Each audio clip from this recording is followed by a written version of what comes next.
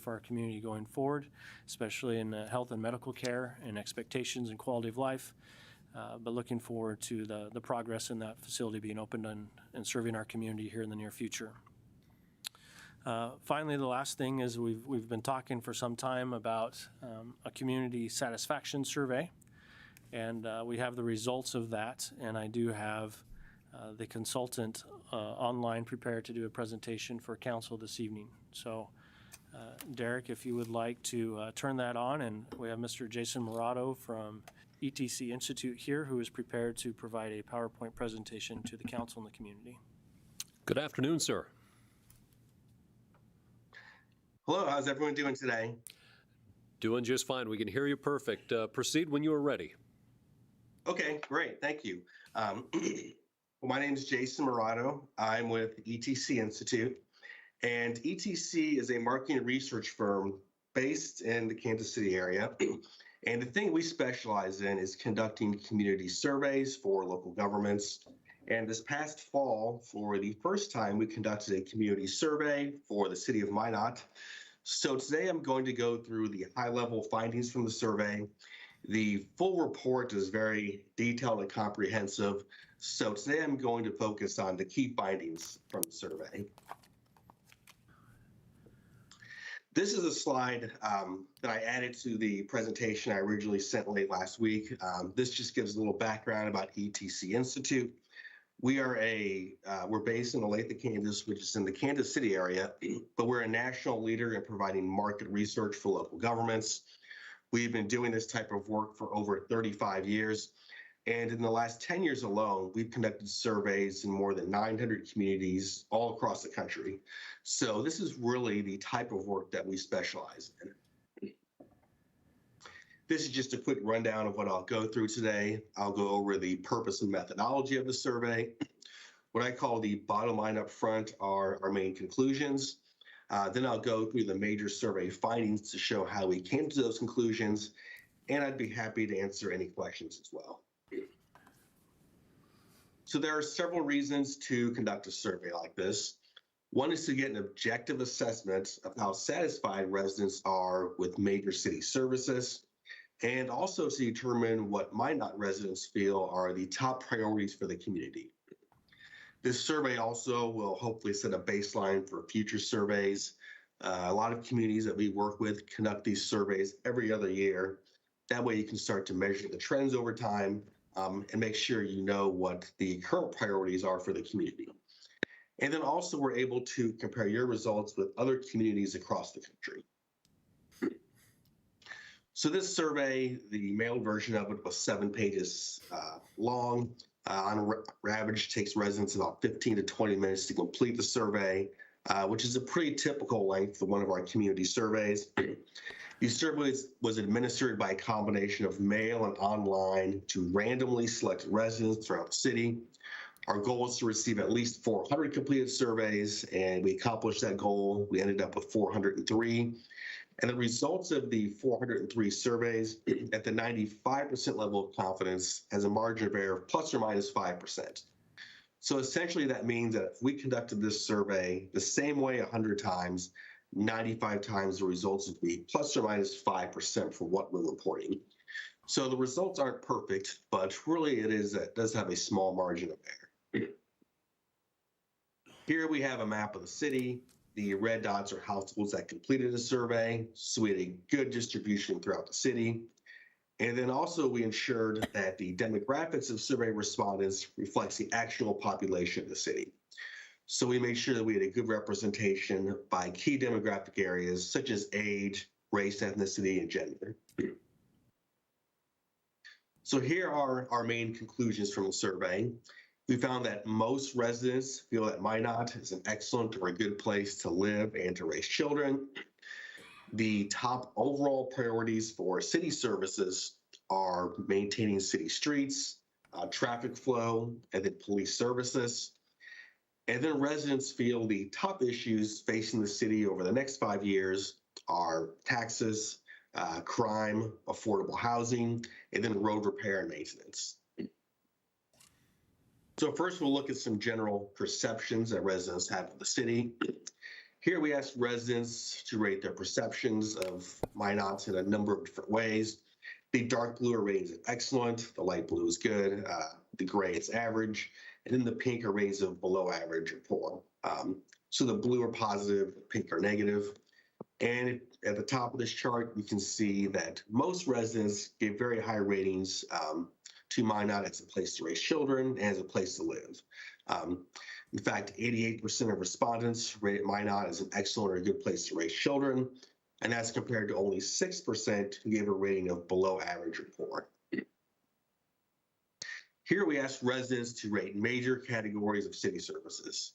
So for this question, we're asking residents to rate these areas at the big picture departmental level. And then later on in the survey, we asked about some more specific areas within some of these categories, which we'll get into that just a little bit later. So for this question, also the blue are the positive ratings, the pink are the negative. Most areas received high ratings. In particular, the highest rated areas were fire services, police, library, water and sewer, customer service. There were 2 areas where at least a third of residents were dissatisfied. So that includes maintenance of city streets and the traffic flow. Even for those areas, which were the lowest rated, you did have about an equal number of positive and negative ratings. And then here we asked residents how safe they feel in various situations. Most residents feel safe in their neighborhood during the day. Most feel safe in commercial areas during the day. Most also feel safe alone in the neighborhood just in general. 31% do say they feel unsafe in commercial areas after dark, and about an equal number say they feel safe in those situations. So we also compare your results to other communities. On this chart, the dark blue bar are the satisfaction ratings for Minot residents. So those were either very satisfied or satisfied or very satisfied. The light blue are the satisfaction ratings for the Plains region, which includes the state of North Dakota as well as some surrounding states. And then the gray bar are the satisfaction ratings from all across the U.S. So in most areas, your ratings are pretty similar to other communities. There were a couple areas where your ratings were significantly higher. That includes local police protection. You had a 76% satisfaction rating. Regional average is 72%. National average only 64%. And then customer service from city employees is another area that stood out. You have a 61% satisfaction rating. The regional average is only 58%. National average is only 51%. There were 3 areas where your ratings were significantly below the regional and national average: code enforcement and then traffic flow. So now we'll take a look at the top overall priorities. This is something that we call the important satisfaction rating. And this is a tool that we use to help communities determine which areas should be the highest priorities to focus on. So this analysis is based on 2 types of data. First, we ask residents how satisfied they are with services, which is the type of data we've been looking at so far. And then as a follow-up question, we ask which of these services are the most important for the city to focus on. So the idea behind this is that those areas that have that combination of low levels of satisfaction, but at the same time are the areas that residents feel are most important, should be the highest priorities. So this first table is for overall major categories of city services. The areas in red are those that should be the highest priority. So making improvements in those areas would impact the greatest number of residents. So that includes maintaining city streets and overall traffic flow. The areas in yellow are a high priority, although they're a tier below the items in red. Police services just barely missed going into the very high priority category. That was the area that residents actually feel is the most important, but the reason it's third in the important satisfaction rating is because the satisfaction rating is very high for police services. Other high priority areas are water and sewer utilities, solid waste services, and code enforcement. So we also created an important satisfaction rating for some specific areas. This one is for city maintenance and public works. The area that stood out here as the highest priority, the one area in red, are the condition of major city streets.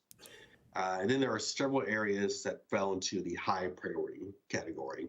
So snow removal on neighborhood streets was the second highest priority. That just missed joining the condition of major streets in the red.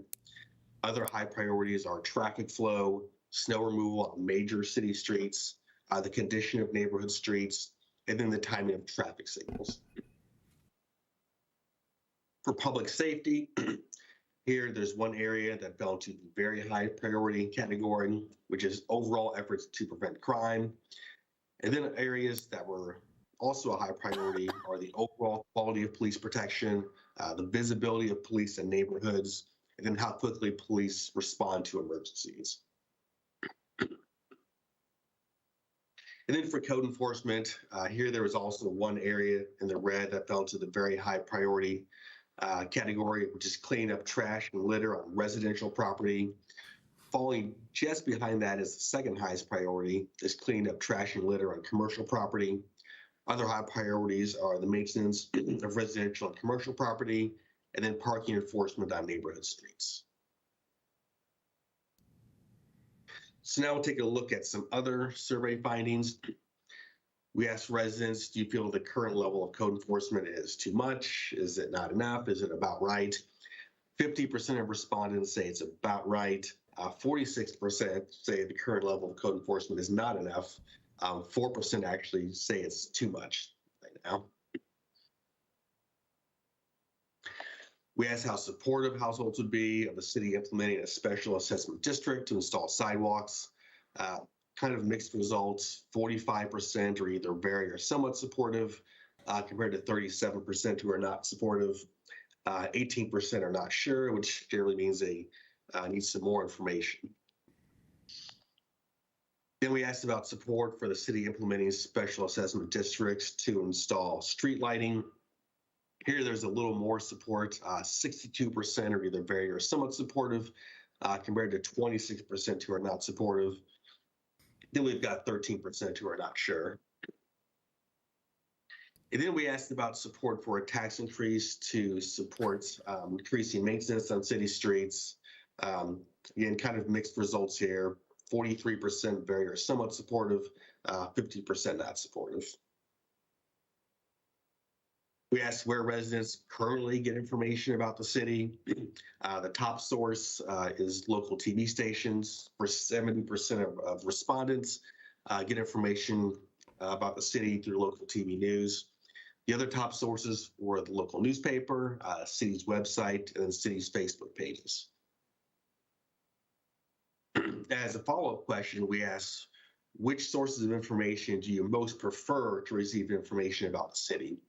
And these top four were in the same order that they were in how residents are currently getting information. So local TV news, local newspaper, city's website, and then the city's Facebook pages. So it seems that people are getting information through the source that they most prefer. And then we asked residents, what are the biggest issues facing the city within the next 5 years? You can see the top issue was high taxes, property taxes, finances, followed by crime. Other high priorities were affordable housing, and then road repair and maintenance. So just to recap, we saw that most residents rated Minot as an excellent or a good place to live and to raise children. The top overall priorities for city services were maintaining city streets, traffic flow, and police. That's for the major categories of city services. We also looked at some of those more specific areas within those categories that residents felt were the highest priorities. And then the top issues facing the city over the next 5 years: taxes, crime, affordable housing, and then road repair and maintenance. So that is everything that I had. Does anyone have any questions or comments? Thank you, Mr. Moreto. Does anybody have any direct questions regarding the presentation? I'll look around one more time. Any questions for Mr. Moreto? Alderman Patagula. Does a comment qualify? We can go to a comment as it doesn't look like there's any questions.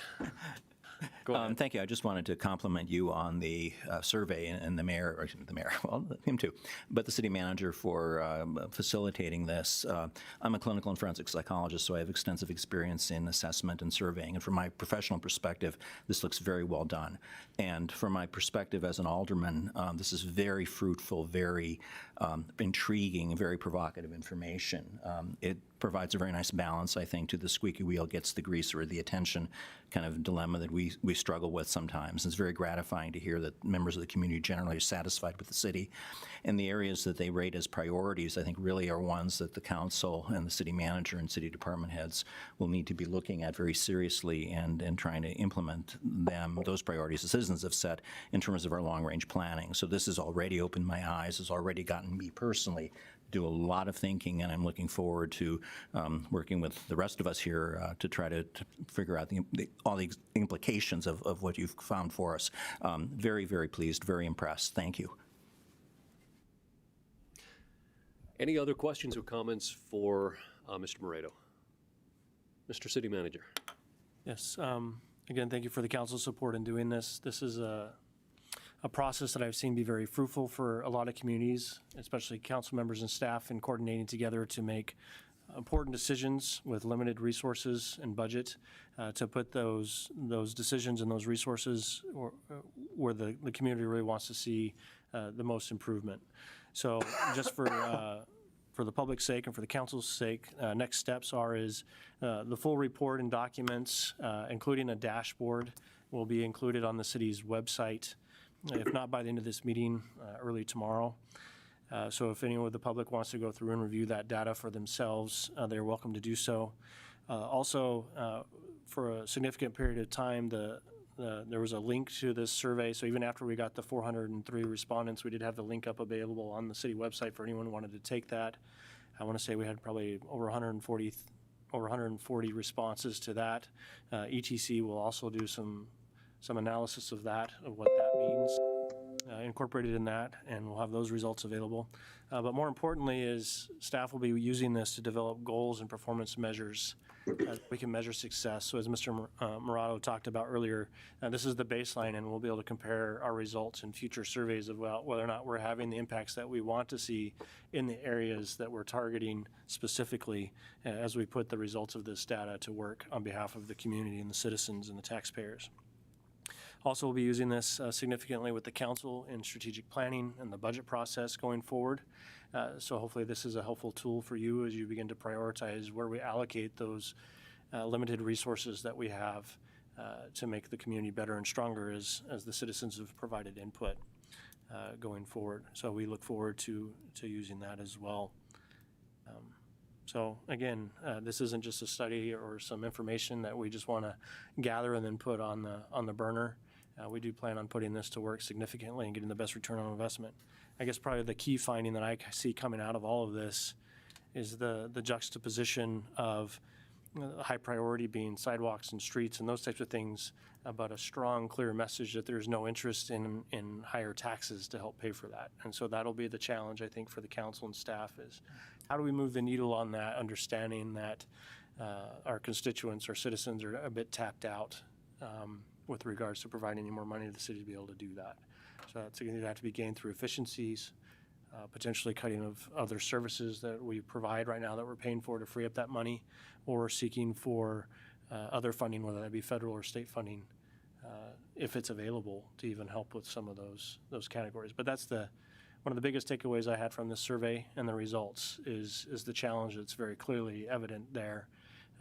That there is some need and some desire from the community that we make improvements in those areas, but they're not willing to give us more money to do it. So, Thank you, Mr. City Manager. Alderman Ross. Yeah, either Mr. City Manager or Jason, if you could answer this.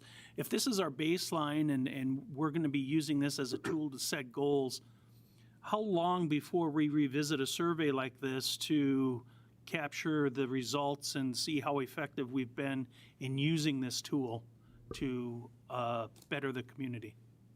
Alderman Ross, Mayor, typically, as Mr. Morato said earlier in the presentation, it's usually every 2 to 3 years that we would do this survey. So I would recommend at a minimum that this survey be budgeted to be reconducted every 2 years. again, the survey data only has a shelf life of so long before it becomes invalid as things change. And then hopefully as we're making progress on making priorities and investments and decisions, that changes the data and the results of satisfaction. So the more often you can tune in on that. I don't think it's worth doing every year, because I don't know we can make that much change to measure that in a survey. But at a minimum of every 2 to 3 years, it should be redone if you're going to keep the effectiveness of the tool. Thank you. Any further questions or comments from the council? Alderman Patagula. Just to follow up on that, to again start the process of educating citizens, a lot of the changes, particularly in terms of roads and maintenance and signals and things like that, are in our capital improvements plan, and that's a 5-year plan. And many of the things we're talking about, we're looking at, like improving Broadway, improving traffic flow throughout the city, those are necessarily long-term projects, many years. So I agree very much that there's no point in doing it earlier than every 2 years, but that it's important, I think, for everybody to be patient with the results, because in government, it's not like in private enterprise where you can snap your fingers and if you're the CEO, it happens. And even then, transforming your directive into results takes time. So I think that's something I think we all need to be thinking about and being aware of. Any further comments or questions?